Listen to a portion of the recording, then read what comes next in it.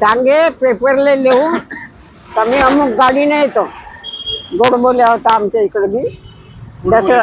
हो.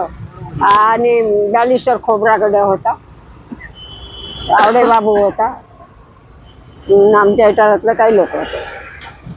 ते त्याने असं पत्रात लिहून देत, तेव्हा पत्राची लिखी होती, पत्रात लिहून देत त्याला कमी विमानाने येऊन राहिलो आणि पेपरले देई कमी गाडीने येऊन राहिलो. तर गाडीवर त्याला मारासाठी राहत होते, गाडीवर बाबासाहेबाला मारासाठी राहत होते.